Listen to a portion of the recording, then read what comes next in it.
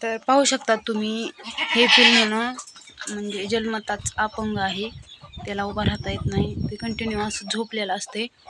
आणि हे हिचं पिल्लू आहे,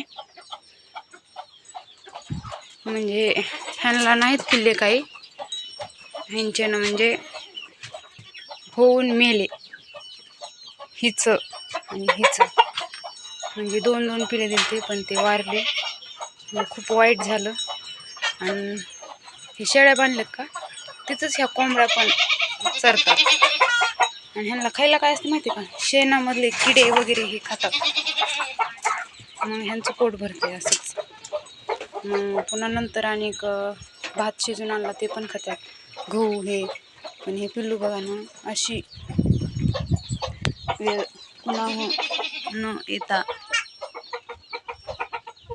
अशी वेळ पुन्हा नाही आली पाहिजे, कारण हे कसंच उभं राहत नाही, त्याला पायच नाहीत उभं राहायला. पाय आहेत पण ते असे आपल्यासारखं त्याला उभं राहता येत नाही. खूप अवघड असतं रे, जन्म देवा तर पण खूप छान द्यावा, असं देऊ नये एवढं तडपडून माणसाला पण, आणि असल्या पिल्ल्यांना पण खूप वाईट झालं.